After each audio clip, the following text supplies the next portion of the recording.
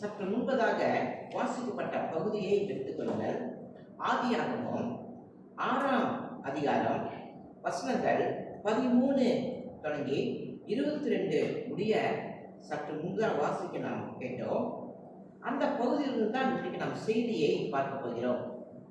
ஆகவே இந்த செய்தியுடைய தலைப்பு என்ன என்று நாம் பார்க்கும் பொழுது, உண்மையான விசுவாசம் பார்க்கும் வரை காத்திருக்காது.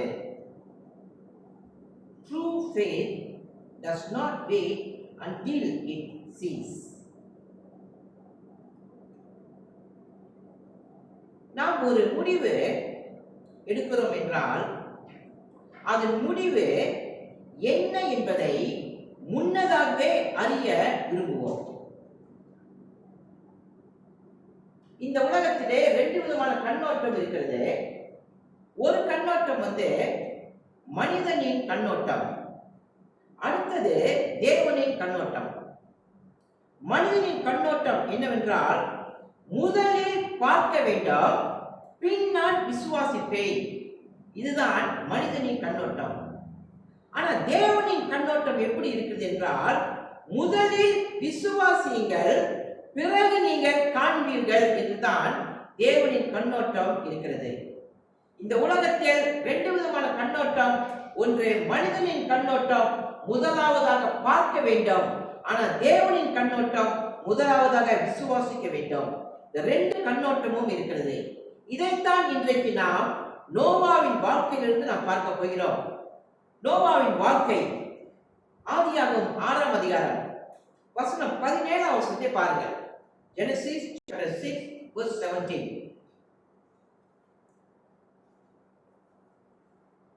வானத்தின் கீழே ஜீவ சுவாசமுள்ள சகல மாமிச ஜந்துக்களையும் அழிக்க நான் பூமியின் மேல் ஜலப்பிரளயத்தை வரப்பண்ணுவேன், பூமியில் உள்ள யாவும் மாண்டு போம். இப்பொழுது ஆண்டவர் 15ஆம் வசனத்திலே நோவாவை பார்த்து சொல்றாரு, இந்த பூமியில் இருக்கக்கூடிய எல்லாவற்றையும் நான் அழிக்கப் போகிறேன் என்று சொல்கிறார். இப்பொழுது 14ஆம் வசனத்தை பாருங்கள். verse 14. நீ கோப்பேர் மரத்திலே உனக்கு ஒரு பேழையை உண்டாக்கு, அந்த பேழையிலே அறைகளை உண்டு பண்ணு, அதை உள்ளும் புறமாக கீழ் பூசு. கர்த்தர் நோவை பார்த்து சொல்கிறார், நோவாவே, மழையின் மூலமாக இந்த உலகத்தை நான் அழிக்கப் போகிறேன். நீ என்ன செய்ய? கோப்பேர் மரத்திலே உனக்கு ஒரு கப்பலை உண்டாக்கு. கர்த்தர் சொல்றாரு. இப்ப 17ஆம் வசனத்திலே கர்த்தர் என்ன சொல்றாரு? நான் அழிக்கப் போகிறேன், மழை வரப்போகுதுன்றாரு. சரி, நோவா மழையை பார்த்தானா? அவன் கப்பலை கட்டும் பொழுது வெள்ளத்தை பார்த்தானா? இல்ல பெரிய புயலை பார்த்தானா? எதுவுமே பார்க்கல, எதுவுமே இல்லை. ஆனால் தேவன் சொன்னார், இந்த உலகத்தை நான் தண்ணீராலே அழிக்கப் போகிறேன், இந்த பூமியில் மழை வரப்போகிறது என்று சொல்லி.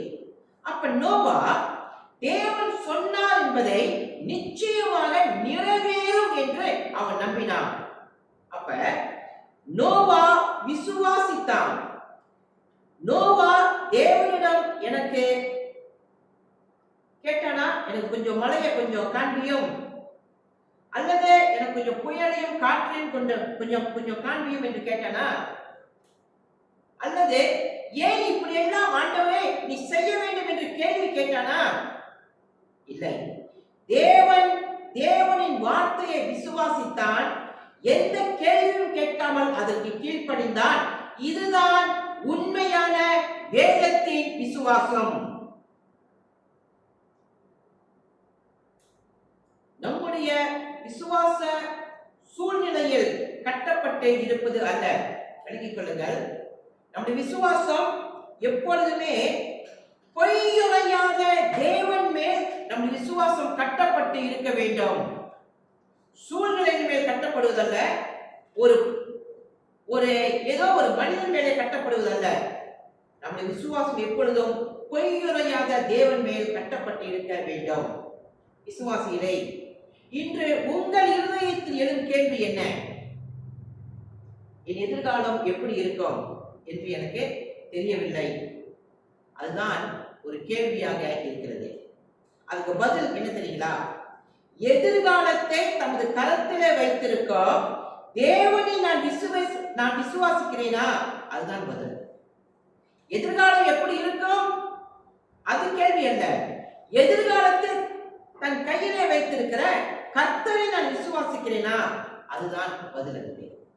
ஆகவே இன்றைக்கு செய்தியினுடைய தலைப்பு என்ன என்று பார்க்கும்போது, உண்மையான விசுவாசம் பார்க்கும் வரை காத்திருக்காது. அதுதான் இன்றைக்கு இந்த செய்தியுடைய தலைப்பு. நாம் கண்களை மூடி ஜெபம் செய்வோமாக. யாரும் எழுந்து நிற்போம்.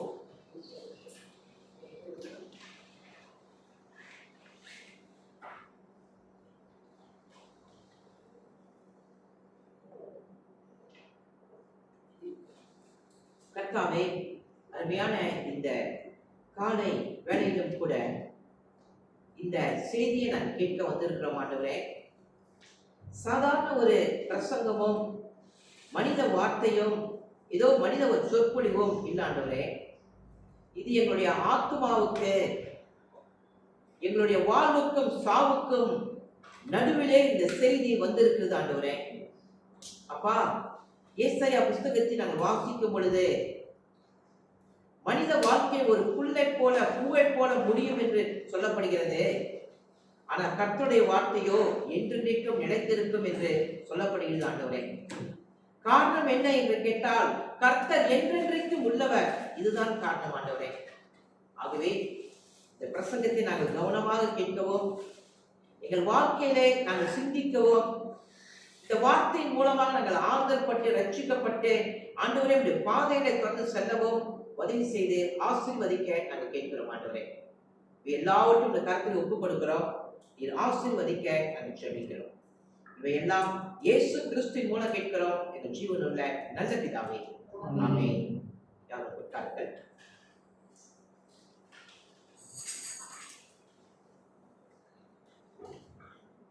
இந்த செய்தியினுடைய முதல் குறிப்பு,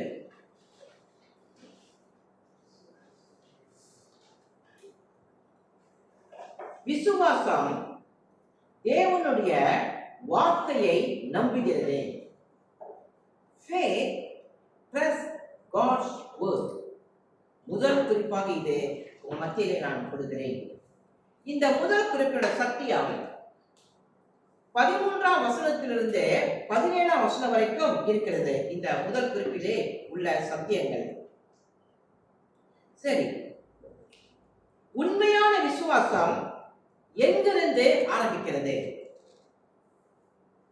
கண்களினால் காண்பதிலிருந்து ஆரம்பிக்கிறதா, அல்லது தேவன் பேசுகிறார் அதிலிருந்து ஆரம்பிக்கிறதா? உண்மையான விசுவாசம், வேதத்தின் விசுவாசம் கண்களினால் காண்பதிலிருந்து ஆரம்பிக்கிறது இல்லை, தேவன் பேசுவதிலிருந்து ஆரம்பிக்கிறது. அதுதான் உண்மையான விசுவாசம். நோவாவின் விசுவாசம் கண்களினால் காண்பதிலிருந்து ஆரம்பமாகவில்லை,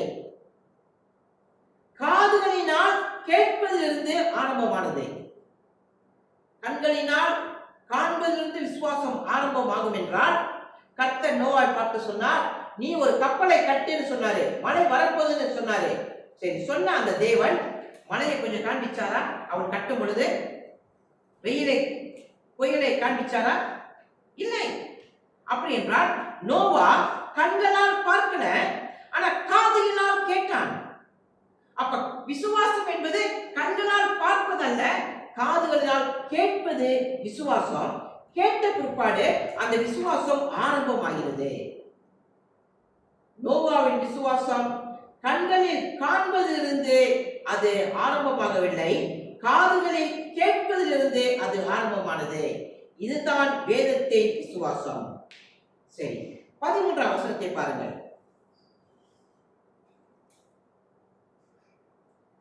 அப்பொழுது தேவன் நோவாவை நோக்கி, மாமிசமான யாவரின் முடிவும் எனக்கு முன்பாக வந்தது, அவர்களாலே பூமி கொடுமையினால் நிறைந்தது, நான் அவர்களை பூமியோடு கூட அழித்து போடுவேன். இந்த நியாயத்தீர்ப்பின் வார்த்தை 3 அடிப்படையிலே அங்கே இருக்கிறது. அந்த 11ஆம் வசனத்தை நீங்க பார்க்கலாம். முதல் அடிப்படை என்ன? மாமிசமான யாவரின் முடிவும் எனக்கு முன்பாக வந்தது. முதல் நியாயத்தீர்ப்பின் வார்த்தை அது. இரண்டாவது நியாயத்தீர்ப்பின் வார்த்தை, அவர்களாலே பூமி கொடுமையால் நிறைந்தது. மனிதனாலே அது. மூன்றாவது நியாயத்தீர்ப்பு வார்த்தை, அவர்களை பூமியோடு கூட அழித்து போடுவேன். அப்ப 13ஆம் வசனம் தேவனுடைய நியாயத்தீர்ப்பை அதை அறிவிக்கிறது. ஆனா 14ஆம் வசனத்துக்கு பாருங்கள். ஆதியாகமம் 6ஆம் அதிகாரம் 14. நீ கோப்பேர் மரத்தால் உனக்கு ஒரு பேழையை உண்டாக்கு, அந்த பேழையிலே அறைகளை உண்டு பண்ணு, அதை உள்ளும் புறவுமாக கீழ்பூசி. அப்ப 14ஆம் வசனம் எதை அறிவிக்கிறது? மீட்பை அறிவிக்கிறது. 13ஆம் வசனம் நியாயத்தீர்ப்பை அறிவிக்கிறது. 14ஆம் வசனம் மீட்பை அறிவிக்கிறது. இதுதான் தேவனின் நற்செய்தியின் இருதயம். விளங்கிக் கொள்ளுங்கள். நற்செய்தி என்பது பழைய ஏற்பாட்டிலே ஆரம்பமாகிவிட்டது. புதிய ஏற்பாட்டில் மட்டுமல்ல. அங்க பாருங்கள், தேவன் 11ஆம் வசனத்திலே நியாயத்தீர்ப்பை அறிவிக்கிறார், 14ஆம் வசனத்திலே நற்செய்தியை அறிவிக்கிறார். அங்கு பாருங்கள். அப்ப தேவனுடைய இருதயம் எப்படி இருக்கிறது என்றால், மனிதனுக்கு மீட்பை கொடுக்க வேண்டும் என்று அது இருக்கிறது. ஏன் இந்த நியாயத்தீர்ப்பை தேவன் கொண்டு வர போகிறார்? 2 காரணம். தேவனுடைய குணாதிசயம் 2. ஒன்று, தேவன் நீதியுள்ளவர். 2வது, தேவன் பரிசுத்தர். இந்த 2 குணமும் தேவனுடையது. அப்படி என்றால் நமக்கு என்ன எச்சரிப்பு இருக்கிறது? இந்த கால வேளையில இந்த பிரசங்கத்தின் மூலமாக விசுவாசிகளை நமக்கு என்ன எச்சரிப்பு இருக்கிறது? தேவன் அன்புள்ளவர். அந்த அன்புள்ள தேவன் பரிசுத்தர். பரிசுத்தம் உள்ள தேவன் நீதியுள்ளவர். அன்பு, பரிசுத்தம், நீதி, இது தேவனுடைய குணாதிசயம் என்றென்றைக்குமே இருக்கும். இந்த குணாதிசயம் அறியாது. மறுபடியும் சொல்கிறேன், 3 குணாதிசயம். அன்பு உள்ளவர், பரிசுத்தம் உள்ளவர், நீதி உள்ளவர். இது 3ம் தேவனுடைய குணாதிசயம். இது என்றைக்குமே மாறாது. ஆகவே விசுவாசிகளே கவனமாக கேளுங்கள். மனம் திரும்பும் இருதயம் நமக்குள் ஜீவ நதியை போல ஓட வேண்டும். பாவம் செஞ்சிட்டோமா? என்ன செய்யாதீங்க? தேங்கிய குட்டைய போல இருக்காதீங்க. தப்பு செய்துட்டோமா? தேங்கிய குட்டை போல அதை மறைக்க பார்க்காதீங்க. ஜீவ நதியை போல மனம் திரும்புதல் நம்முடைய இதயத்திலே ஓட வேண்டும். அதுதான் அடையாளம், மீட்கப்பட்டோம் என்பதற்கு. ஆகவே 13ஆம் வசனத்திலே கர்த்தர் நியாயத்தீர்ப்பை அறிவித்தார். 14ஆம் வசனத்திலே கர்த்தர் மீட்பையும் அறிவிக்கிறார். அன்பானவர்களே, 15ஆம் வசனம் 16ஆம் வசனத்தை பாருங்கள். verse 15 verse 16.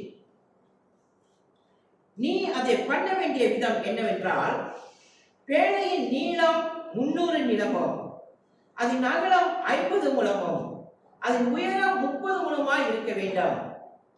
16ஆம் வசனம், நீ பேழைக்கு ஒரு ஜன்னலை உண்டு பண்ணு, மேல் தட்டுக்கு ஒரு முழ தாழ்த்தியிலே அதை செய்து முடித்து, பேழையின் கதவை அதன் பக்கத்திலே வைத்து, கீழ் அறைகளையும் 2ஆம் தட்டின் அறைகளையும் 3ஆம் தட்டின் அறைகளையும் பண்ண வேண்டும்.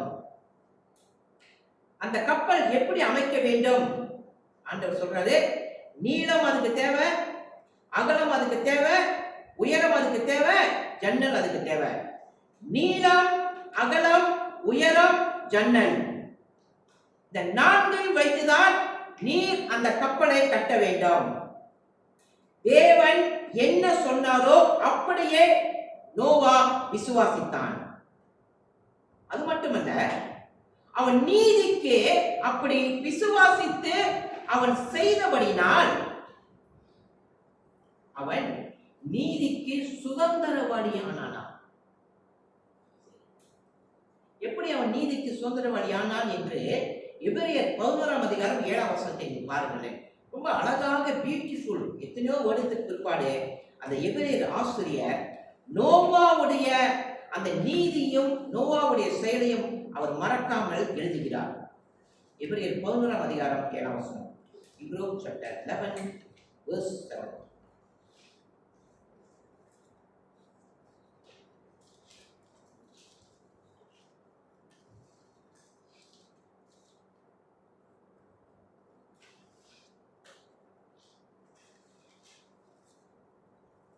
விசுவாசத்தினாலே நோவா தற்காலத்திலே காணாதலை குறித்து தேவ எச்சரிக்கை பெற்று பயபக்தியுள்ளவனாகி தன் குடும்பத்தை ரட்சிப்பதற்கு பேழையை உண்டு பண்ணினான்.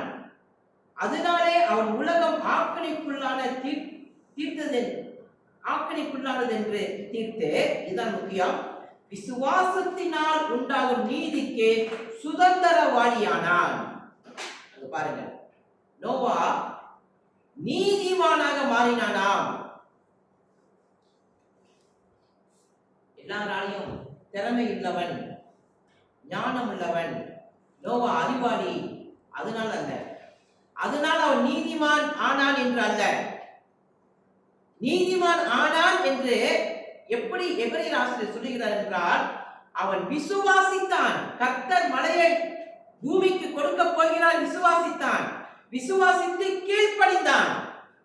பாருங்க, அவன் விசுவாசித்து செயல்பட்டபடியால் வசனம் சொல்கிறது, அவன் நீதிக்கு சுதந்திரவாளியாக மாறினான். நோவா எதிர்காலத்தில் வெள்ளம் வரப்போகிறது என்று விசுவாசித்தான். வெள்ளத்தை இன்னும் பார்க்கல, மழையை இன்னும் பார்க்கல, ஆனா கப்பலை அவன் கட்ட ஆரம்பித்து விட்டான். தேவன் சொன்ன உடனே. அன்பானவர்களே, எதிர்கால வாழ்க்கை எனக்கு தெரியாது. உங்களுக்கு தெரியுமா? இன்னைக்கு உங்க எதிர்காலம் எப்படி இருக்குன்னு சொல்லி தெரியாது. எதிர்காலத்திலே உங்கள் உடல் நலம் எப்படி இருக்கும் உங்களுக்கு தெரியுமா? அதுவும் தெரியாது. சரி, பிள்ளைகளின் எதிர்காலம் எனக்கு எப்படி இருக்கும் அதுவும் எனக்கு தெரியாது. ஊழியம் எப்படி வளரப் போகிறது அதுவும் எனக்கு தெரியாது. ஆனால் தேவன் தன் வார்த்தையை விசுவாசிக்க சொன்னால் நான் விசுவாசிக்கிறேன். அதுதான். எதிர்காலம் எப்படி இருக்கும் எனக்கு தெரியாது. ஆனா எதிர்காலத்தை தன் கரத்திலே வைத்திருக்கிற தேவனை விசுவாசிக்கிறேன். அதுதான் நான் செய்ய வேண்டிய என்னுடைய கடமை. ஆகவே இன்னைக்கு முதல் குறிப்பு என்ன என்று பார்க்கும் பொழுது, விசுவாசம் தேவனுடைய வார்த்தையை நம்புகிறது. அதுதான். சரி, இரண்டாவது சத்தியம் என்ன?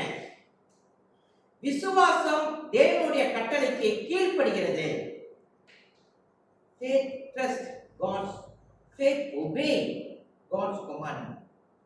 எங்கே பார்க்கணும்? இது 6ஆம் அதிகாரம் 18ஆம் வசனத்திலிருந்து 21ஆம் வசனம் வரைக்கும் இந்த சத்தியத்தை நாம் பார்க்கிறோம்.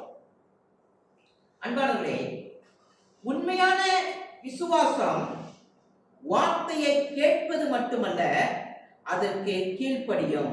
அதான் நான் அந்த இரண்டாவது குறிப்பில் கேட்டேன். விசுவாசம் என்பது தேவனுடைய கட்டளைக்கு கீழ்ப்படுகிறது.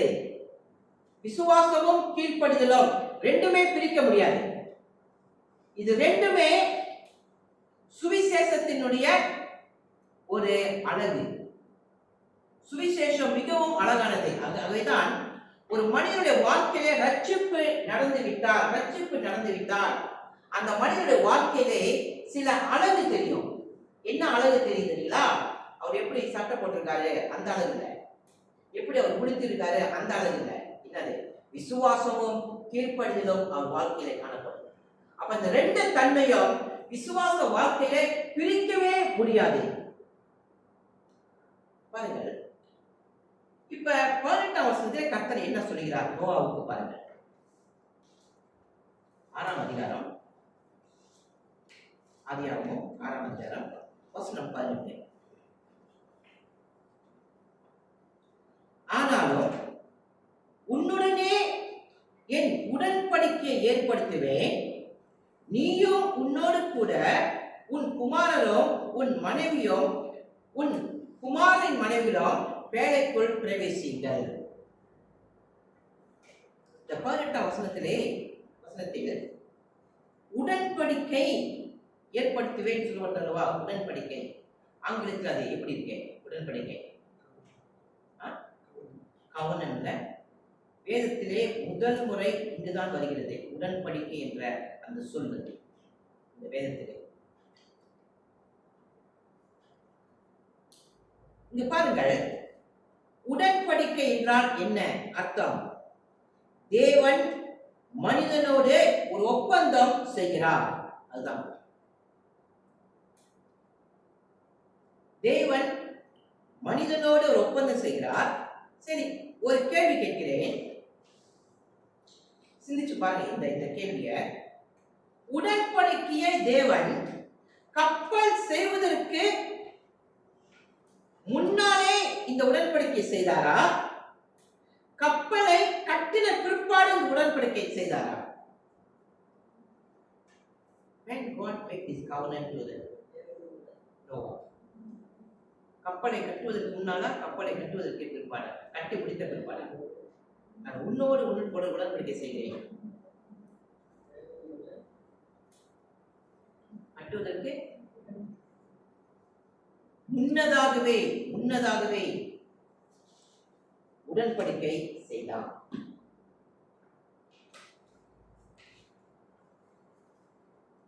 ஏன் தெரியுங்களா?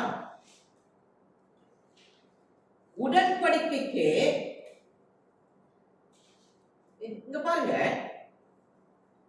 கர்த்தர் தான் சொல்லிட்டாரு, நீ ஒரு கப்பலை கட்டு,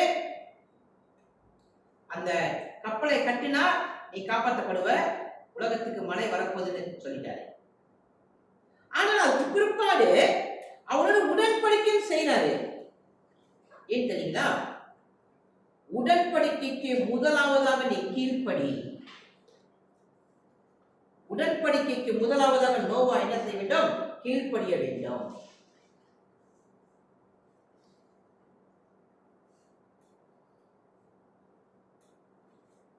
கவனிங்க,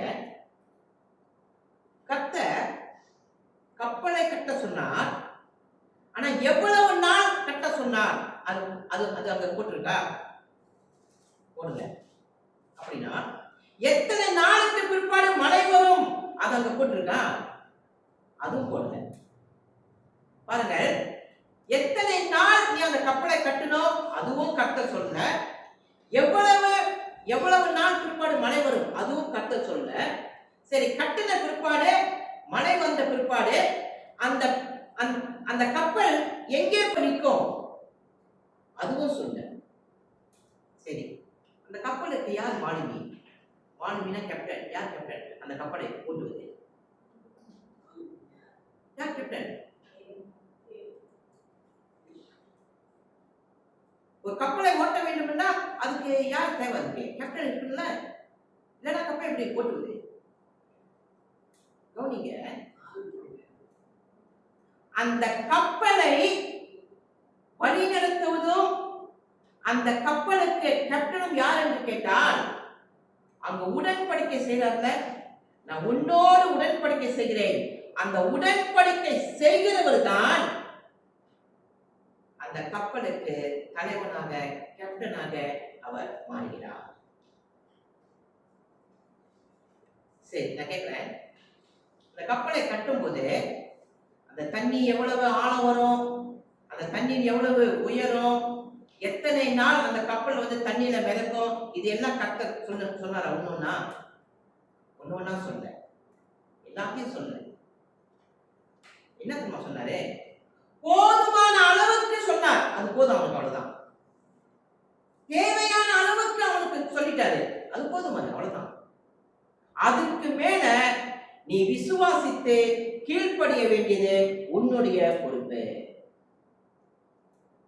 இப்ப கவனிச்சீங்களா? கர்த்தர் எல்லாவற்றையும் சொல்ல, நோவாவுக்கு போதுமான அளவுக்கு சொன்னார், அது போதும் அவனுக்கு, அவ்வளவுதான். இப்ப நீ என்ன செய்யணும்? விசுவாசிக்கணும், கீழ்ப்படியணும். அப்படி என்றால் கர்த்தர் ஏன் அவனோட உடன்படிக்கை செய்ய வேண்டும்? கப்பலை கட்ட சொல்லிட்டாரு, மழை வரப்போது, ஓகே, போதுமே. ஏன் உடன்படிக்கை செய்ய வேண்டும்? 2 காரணங்கள் இருக்குது. முதல் காரணம், நல்லா கவனிங்க, மனித முயற்சியினால் இது செய்து நீ முடிக்க முடியாது. விளங்குதுங்களா? தேவனின் பலத்தினால் மட்டுமே இதை நீ கட்டி முடிக்க முடியும். இதுதான் முதல் காரணம் உடன்படிக்கை செய்தது. என்ன விளங்குதுங்க? 100 வருஷம் மேல் அந்த கப்பலை நீ கட்டணும். உன் சுய முயற்சினால் நீ கட்ட முடியாது. என்னுடைய பலத்தினால் தான் நீ கட்ட முடியும். ஆகவேதான் நான் உன்னோடு உடன்படிக்கை செய்கிறேன். முதல் காரணம். இரண்டாவது காரணம் என்ன தெரியுங்களா?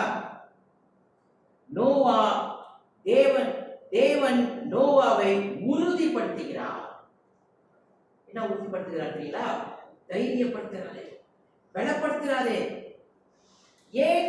எத்தனை ஆண்டுகள் ஆனாலும் சரி, நோவாவே உறுதியாயிரு, விசுவாசத்தை விட்டு தடுமாறாத. ஏன் தெரியுங்களா? நான் உனக்கு சொல்லிட்டேன், பயப்படாத, உன்னோட உடன்படிக்கை செய்திருக்கிறேன். அப்ப 2 காரணம். ஒரு காரணம், உன்னுடைய சொந்த முயற்சியாலே இதை கட்டி நீ முடிக்க முடியாது. 2வது காரணம், உன்னை நான் உறுதிப்படுத்துகிறேன், தைரியப்படுத்துகிறேன். ஆகவே உன்னோடு நான் உடன்படிக்கை செய்கிறேன். ஆண்டவர் சொன்னார். சரி, இப்ப 19ஆம் வசனம் 20ஆம் வசனத்தை பாருங்கள். verse 19 verse 20. சகலவித மாமிசமான ஜீவன்களிலும் ஆடு பெண்ணுமாக வகை ஒன்றுக்கும் ஒவ்வொரு ஜோடி உன்னுடன் உயிரோடே காக்கப்படுவதற்கு பேழைக்குள்ளே சேர்த்துக்கொள்.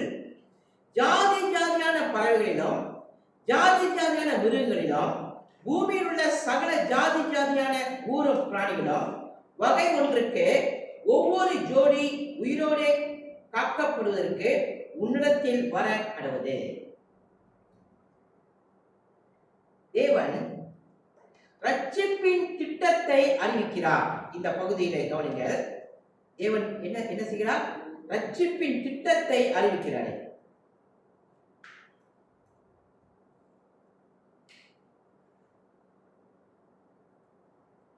தேவனுடைய திட்டம் அழிப்பதற்கா?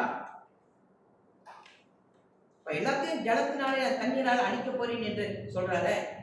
அவர் இருதயம் அழிப்பதற்கா இருக்கிறது. பாருங்க, தேவனுடைய திட்டம் எப்படி இருக்கிறது என்று நான் உங்களுக்கு சொல்கிறேன்.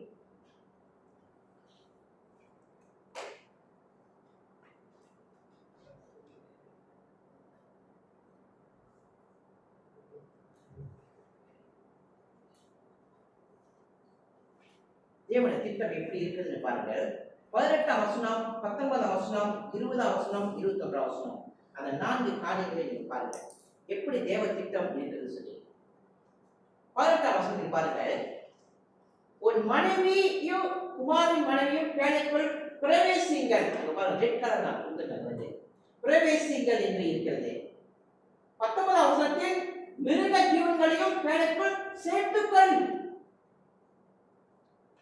20ஆம் வசனம், பறவைகள் ஊரு பிராணிகள் காக்க கடவுது. 21ஆம் வசனம், ஆகாரத்தை வைத்துக் கொள்ளும். ஏன் நான் இது சோப்பு சிகப்பிலே நான் கொடுத்திருக்கேன், லைன் போடு போட்டு சொல்லுங்க பார்க்கலாம் யாராவது, என்ன காரணம்?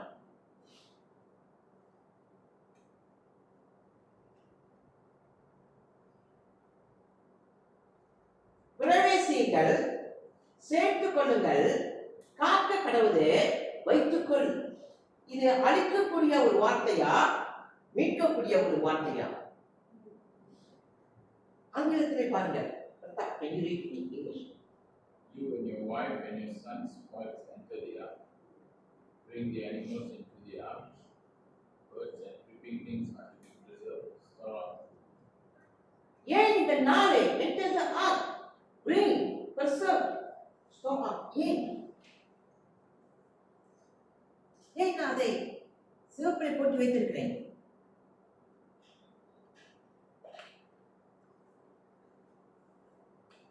தேவன் எல்லாவற்றையும் அழிக்க வேண்டும் என்று அவருடைய இருதயம் இருந்திருந்தால் அந்த இடத்திலே பிரவேசிங்கள், சேர்த்துக்கொள், காக்க கடவுளை வைத்துக்கொள் என்று இருக்குமா? இருக்காது. அப்ப தேவனுடைய இருதயம் எப்படிப்பட்டது என்று கேட்டால், ஒரு புதிய படைப்பை, தொடக்கத்தை மறுபடியும் ஆரம்பிக்க வேண்டும் என்றுதான் இருக்குது. அப்ப அவர் இருதயம் எப்படி அழிப்பது அல்ல, அவர் இருதயம் மீட்பது. அப்ப தேவன் இருதயம் அழிக்க வேண்டும் என்று அல்ல, மறுபடியும் உருவாக்க வேண்டும் என்று தான் இருக்கிறது. அன்பானவர்களே, நோவா தேவனின் எல்லா திட்டத்தையும் புரிந்து கொண்டாரா? தேவன் செய்ய போகிறதை தண்ணீர் எத்தனை நாள் வற்றாது நோவாவுக்கு தெரியுமா? தேவன் அதை சொன்னாரா? சொல்லல. அந்த கப்பல் அரராத் மலையில போய் நிற்கும், அதை சொன்னாரா? அதுவும் சொல்ல. ஆனால் போதுமான அளவுக்கு அவனுக்கு அறிவை கொடுத்துட்டாரு, போதுமான அளவுக்கு அவனுக்கு சொல்லிவிட்டார். இப்ப நோவா என்ன செய்யணும்? விசுவாசிக்கணும், கீழ்ப்படியணும். ஏன் என்று கேள்வி நோவா கேட்டாரா? எத்தனை முறை நம்முடைய வாழ்க்கையில சில துன்பங்களும் துயரங்களும் வரும் பொழுது எத்தனை கேள்வி கேட்கிறோம்ல? ஏன் இது நடந்துச்சு? ஏன் அது எனக்கு நடக்கல? நான் ஜெபித்த, ஏன் எனக்கு பதில் கிடைக்கல? நான் ஜெபித்த ஒன்று, பதில் வந்தது ஒன்று. நோவா ஏதாவது கேள்வி கேட்டாரா? கேள்வி கேட்கல. தேவன் உங்கள் வாழ்க்கையின் எல்லா திட்டத்தையும் முழுமையாக உங்களுக்கு தெரிவிப்பார் என்று வேதத்தில் இல்லை. நல்லா விளங்கிக் கொள்ளுங்க. உங்கள் வாழ்க்கையிலே வைத்திருந்த எல்லா திட்டத்தையும் தேவன் எல்லாவற்றையும் சொல்லுவார் என்பதல்ல. கவனிங்கள், தேவன் முதலாவதாக ஒரு படியை உங்களுக்கு காண்பிப்பார். என்ன செய்வாரு? ஒரு படியை காண்பிப்பார். அந்த படியை நீங்கள் ஏறி விசுவாசிக்க வேண்டும், கீழ்ப்படிய வேண்டும். எழுதுங்களா? ஒரு படிதான் முதல்ல தேவன் காண்பிப்பார். அந்த ஒரு படியில ஏறி நீங்கள் கீழ்ப்படிந்து விசுவாசிக்கும் பொழுது அப்பொழுதுதான் அடுத்த படியை காண்பிப்பார். அந்த இரண்டாவது படியின் வாழ்க்கையில நீங்க ஏறும் பொழுது அங்கு நீங்க விசுவாசிக்கிறீங்களா, அங்கு நீங்க கீழ்ப்படுகிறீங்களா, அப்பொழுதுதான் மூணாவது படியை உங்களுக்கு காண்பிப்பார். தேவ சித்தத்தை, தேவ வழி நடத்துதலை அறிந்து கொள்ளக்கூடிய வழி இதுதான். வேதத்திலே இப்படித்தான் சொல்லப்பட்டிருக்கிறது.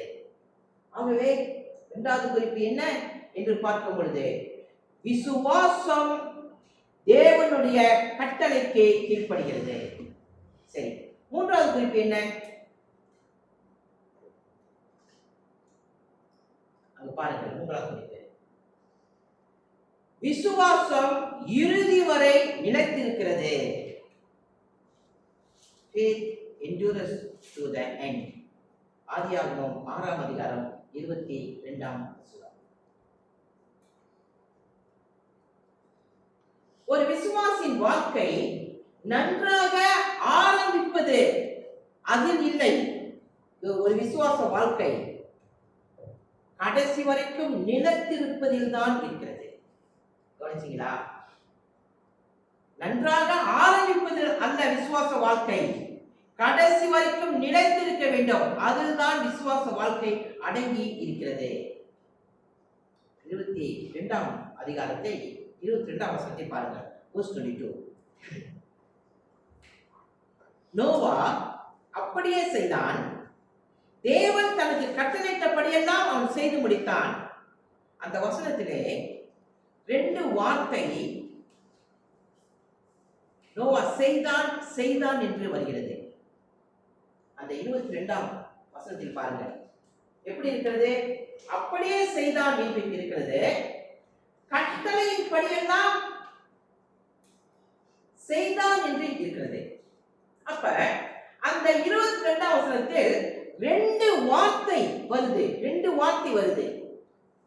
அவன் அப்படியே செய்தான், அப்படியே செய்தான், தேவன் சொன்னபடியே செய்தான். இது மூன்று விதமான கீழ்ப்படிதலை நாம் நோவாவின் வாழ்க்கையிலே பார்க்க முடியும். மூன்று விதமான கீழ்ப்படிதல். முதல் கீழ்ப்படிதல், முழுமையாக கீழ்ப்படிந்தான். இரண்டாவது கீழ்ப்படிதல், தொடர்ச்சியாக கீழ்ப்படிந்தான். மூன்றாவது கீழ்ப்படிதல், உண்மையாக கீழ்ப்படிந்தான். முழுமையாக கீழ்ப்படிந்தான், தொடர்ச்சியாக கீழ்ப்படிந்தான், உண்மையாக கீழ்ப்படிந்தான். சரி, இந்த கீழ்ப்படிதல் நோவாவின் உண்மையான விசுவாசத்தை வெளிப்படுத்துகிறது. விளங்குதுங்களா? உண்மையான விசுவாசிகள் என்றால் இந்த 3 குணங்களும் இருக்கணும். சரி, கேட்கிறேன் கேள்வி. எத்தனை வருடம் இந்த கப்பலை நோவா கட்டினாரு? எத்தனை வருஷம்? கிட்டத்தட்ட 100 வருஷத்துக்கு மேல். 100 வருஷத்துக்கு மேல். அப்படி என்றால் எத்தனை வருஷம் அந்த கப்பலை கட்டுவதற்கு அவருக்கு விசுவாசம் தேவை? 100 வருஷத்துக்கு மேல் அவருக்கு விசுவாசம் தேவை. அப்ப 100 வருஷத்துக்கு மேல் நோவாவுக்கு விசுவாசம் இருந்து கொண்டே இருந்தது. அதுதான் சொல்வது தொடர்ச்சியான விசுவாசம். யாருக்கு தொடர்ச்சியான விசுவாசம் இருக்கும் என்றால் உண்மையான விசுவாசிகளுக்கு தான் தொடர்ச்சியான விசுவாசம் இருக்கும். அப்ப விசுவாசம் என்பது உணர்ச்சி அல்ல. விசுவாசம் என்பது ஒரு நீண்ட கால கீழ்ப்படிதல். அங்கதான் பாருங்க, விசுவாசம் கீழ்ப்படிதல் பிரிக்க முடியாது. அது ஒரு பிரயாணம். அது சரி, நோவா கொஞ்ச காலம் கட்டிவிட்டு நிறுத்திட்டாரா? போது கட்டினது, ஏன் மழை வரலையே, வெள்ளம் எதுவுமே வரலையே, சரி போது கட்டினது சொல்லி நிறுத்திட்டாரா? முடிவு வரை கட்டினார். கவனிங்க, முடிவு வரை கட்டினார், பொறுமையோடு கட்டினார், கேலியின் வார்த்தையோடும் எதிர்ப்பின் வார்த்தையோடும் அவர் கட்டி முடித்தார். எப்படி நீங்க கேட்கலாம், எப்படி நீங்க பாஸ்டர் கேலியின் வார்த்தையோடு நீங்க அவர் கட்டினார்னு சொல்றீங்க? கவனிங்க, நோவா ஆரம்பத்தில் பிரசங்கம் செய்றாரு. அந்த கப்பலை கட்டும் போது எப்படின்னா, தேவன் இந்த உலகத்தை தண்ணீரால் அழிக்க போறாரு. அப்ப எல்லாரும் கேட்டிருப்பாங்களா? அவர் வார்த்தை கேட்டுக்க மாட்டாங்களா? முதல் முறை கேட்டுக்கலாம். முதல் முறை அவரு ஆரம்பிக்கும் போது ஏன் ஏன் ஏன் நோவா இந்த கப்பலை கட்ட ஆரம்பிக்கிற? நோவா, தேவன் உலகத்தை தண்ணீரால் அழிக்க போற, அப்படியா? சொல்லுங்க பார்க்கலாம். இப்படி எல்லாம் நோவா சொல்லிருக்கலாம். சரி, சொன்ன பிற்பாடு ஒரு குழந்தை பிறகுது. அந்த குழந்தைக்கு 40 வயசு ஆச்சு. நோவா இன்னும் என்ன செஞ்சிருக்காரு? கட்டிட்டு இருக்காரு. மழை வரல. அந்த குழந்தை 50 வயசு ஆச்சு. அது கல்யாணம் பண்ணிடுச்சு. அதுக்கு ஒரு குழந்தை இருக்கு. இப்ப அந்த பிள்ளை பிறந்து 80 வயசு ஆயிடுச்சு. இன்னும் மழை வரல. எப்படி இருக்கும்? மக்கள் என்ன சொல்லிருப்பாங்க நோவாவை பார்த்து? நோவாவே, நீ யார் தெரியுமா? நீ ஒரு பைத்தியக்காரன். எத்தனை விதமான கேள்விகள் நோவாவுக்கு வந்திருக்கும். ஆனால் நோவா என்ன செய்தான் என்று பார்க்கும் பொழுதுதான், நோவா முடிவு வரை கட்டினார், பொறுமையோடு கட்டினார், கேள்வியின் வார்த்தையோடு கட்டினார், எதிர்ப்பின் நிலையோடு கட்டி முடித்தார். அன்பானவர்களே, உண்மையான விசுவாசம் ஆரம்பிப்பதல்ல, இறுதி வரை தொடர்வது, இறுதி வரை முடிப்பது. அதுதான் உண்மையான விசுவாசம். அன்பானவர்களே, இந்த குடும்பத்தில் பிரச்சனை, உடல்நல குறைவுகள், பொருளாதார பிரச்சனை, ஊழியத்தின் மனச்சோர்வுகள், சபையிலே மனச்சோர்வுகள், இந்த பிரச்சனை எல்லாம் தீர்த்து விட்டோம். இதுவா விசுவாச வாழ்க்கை? நான் கேட்கிறேன், இதுவா விசுவாச வாழ்க்கை? இன்றைக்கு அநேகர் இதைத்தான் சொல்லுகிறார்கள். என்னது? பொருளாதார பிரச்சனை தீர்ந்து விட்டது, ஊழியத்தின் பிரச்சனை தீர்ந்து விட்டது, உடல்நல பிரச்சனை தீர்ந்து விட்டது, குடும்ப பிரச்சனை தீர்ந்து விட்டது, நான் விசுவாசிக்கிறேன். இதுவா விசுவாசம்? இதெல்லாம் விசுவாசம். விசுவாசம் என்பது என்ன? இறுதி வரை நிலைத்திருப்பேன். அதுதான், அதுவே விசுவாச வாழ்க்கை. ஆகவே விசுவாசம் இறுதி வரை நிலைத்திருக்கிறது.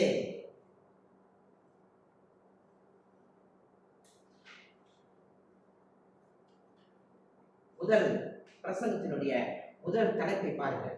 வாசிங்க தலைப்பை. Please read. Kamal, வாசிங்க. Kamal விஷயம். பிரசங்கத்தினுடைய தலைப்பு அது. முதல் குறிப்பு என்ன? வாசிங்க. இரண்டாவது குறிப்பு என்ன? அந்த இரண்டாவது குறிப்பிலே 4 காரியம் சொன்னேன். அந்த சிவப்பு வார்த்தை மட்டும் வாசிங்க பார்க்கலாம். பிரவேசிங்கள், சேர்த்துக்கொள், காக்க கடவுளே, வைத்துக்கொள். மூன்றாவது குறிப்பு என்ன? இந்த 3 குறிப்பின் மூலமாக இன்றைக்கு நாம் பார்த்த செய்தி என்ன? உண்மையான விசுவாசம் பார்க்கும் வரை காத்திருக்காது. இதனுடைய அர்த்தம் என்ன? உண்மையான விசுவாசம் மழை வரும் வரைக்கும், புயல் வரும் வரைக்கும் நோவா காத்திருந்தாரா? அப்பொழுதுதான் நான் கட்டுவேன் என்று சொன்னாரா? இல்லை. என்ன செஞ்சாரு? வசனத்தை கேட்டால் விசுவாசித்தார். இதுதான் உண்மையான விசுவாசம். அன்பானவர்களே, இருந்து 2 காரியம் நாம் கற்றுக்கொள்ள முடியும். 2 காரியம் இந்த செய்து நாம் கற்றுக்கொள்வோமாக. 2 காரியம். ஒன்றாவது என்ன என்று கேட்டால், நோவா எப்படி கப்பலை கட்டினார்? மழையை கண்ணால் பார்த்தாரா? இல்லை. கொஞ்சம் மழை வந்தது, அப்பொழுதுதான் புயல் வந்தது, மேகம் கருத்தது, எதுவும் இல்லை, எதுவுமே இல்லை. ஆனால் கர்த்தருடைய வார்த்தையை கேட்டார், விசுவாசித்தார். இயேசுவே இரட்சகர், இயேசுவே ஆண்டவர் என்று பார்த்து விசுவாசிக்கிறேன். அது விசுவாசமா? இயேசுவே இரட்சகர் என்று பார்த்து நான் விசுவாசிக்கிறேன், அதுவா விசுவாசம்? இல்லை. இயேசுவை இரட்சகராக விசுவாசித்த பின் நான் அவரை போய் பார்ப்பேன். இதுதான் விசுவாசம். 2 வார்த்தை கேளுங்கள். நான் பார்த்த பிற்பாடு இயேசுவை இரட்சகர் என்று சொல்கிறேன். இன்னொன்னு, நான் விசுவாசித்த பிற்பாடு அவர் போய் பார்ப்பேன். எது விசுவாசம்? 2ல பார்த்த பிற்பாடு விசுவாசிப்பேனா? விசுவாசித்த பிற்பாடு நான் ஒரு நாள் பரலோகத்தில் போய் அவரை பார்ப்பேன், அதுதான் விசுவாசம். அன்பானவர்களே, பரலோகம் இருக்கிறதுன்னு சொல்லி விசுவாசிக்கிறேன், அதை போய் ஒரு நாள் பார்க்க போகிறோம். இயேசு கிறிஸ்து உயிரோடு இருக்கிறார், பரலோகத்தில் இருக்கிறார், விசுவாசிக்கிறேன், போய் பார்க்க போகிறேன். நரகம் இருக்கிறது, விசுவாசிக்கிறீங்களா? விசுவாசிக்கிறீங்க, அதை போய் பார்க்கவே மாட்டோம். பரலோகம் இருக்கிறது போய் பார்ப்போம், நரகம் இருக்கிறதுன்னு சொல்லி விசுவாசிக்கிறோம், யாரும் போய் பார்க்க மாட்டோம். அப்படின்னா நரகத்தை பார்க்காமலே இருக்க போறோம். அடுத்தது கவனிங்க, அவிசுவாசியாக மறிச்சாங்கல்ல, அவங்க எங்க போயிருக்காங்க? அவங்க போய் பார்க்க போறோமா? இனி அவங்களை போய் பார்க்கவே மாட்டோம். அப்ப விசுவாசம் என்பது என்ன தெரியுங்களா? முதலாவதாக விசுவாசியுங்கள், பிற்பாடு இயேசு கிறிஸ்துவை போய் நீங்க பார்ப்பீர்கள். இது முதல் காரியம். 2வது காரியம் என்ன? கவனிங்க, முக்கியமாக கப்பலில் யார் யார் இருந்தது? அந்த கப்பலில் பாருங்க, அந்த கப்பலில் யார் யார் இருந்தது? இந்த கப்பலில்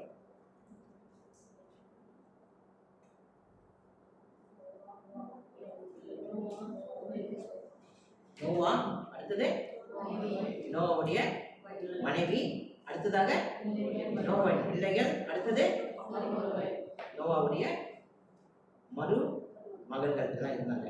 அது மட்டும்தான் இருந்துச்சா? மிருகங்கள் இருந்தது, பறவைகள் இருந்தது. கவனிங்க, இப்பதான் பிரசங்கத்தினுடைய முடிவுக்கு நான் வரேன். அந்த கப்பல் என்பது ஒரு சபை மாதிரி, ஒரு சபை மாதிரி. அந்த கப்பல்ல புலி இருக்கு, அதே கப்பல்ல ஆடு இருக்கு, அதே கப்பலில் யானையும் இருக்கு, அதே கப்பல்ல சிங்கமும் இருக்கு, அதே கப்பல்ல பறவையும் இருக்கு, அதே கப்பல்ல பாம்பும் இருக்கு. எங்கேயாவது வேதத்துல இதெல்லாம் சண்டை போட்டுச்சுன்னு நம்ம நீங்க பார்க்க முடியுமா? பார்க்க முடியுமா? எல்லாம் எப்படி இருந்திருக்காங்க? நோவா சொன்னபடி கீழ்ப்படிந்து அதன் வேலையை அதன் செய்து கொண்டே இருந்தது. அதே போலதான் சபையில புலியை போல மக்கள் இருப்பாங்க, மானை போல மக்கள் இருப்பாங்க, ஆடை போல மக்கள் இருப்பாங்க, சிங்கத்தை போலயும் மக்கள் இருப்பாங்க, புறாவை போலயும் மக்கள் இருப்பாங்க, பாம்பை போலயும் மக்கள் இருப்பாங்க. ஏன் இருக்கிறாங்க? இதெல்லாம் சண்டை போடுறாங்க. அந்த எப்படி அந்த கப்பலுக்குள்ள எல்லாம் ஒற்றுமையா இருந்ததோ அதே போலதான் சபைக்குள்ள எல்லாம் ஒற்றுமையா இருந்ததோ. இப்ப நான் ஒண்ணு கேட்கிறேன், புலி தன்னுடைய தன்மையை இழந்து ஒரு முயலாக மாறிடுச்சு. எப்படி இருக்கும் பார்க்கறதுக்கு? எப்படி இருக்கும்? பார்க்கவே அழகா அழகா இருக்கிறத புலி புலி போலதான் இருக்கணும். ஒரு சிங்கம் என்ன ஆயிடுச்சுன்னா யானை போல தன்மை மாறிடுச்சு.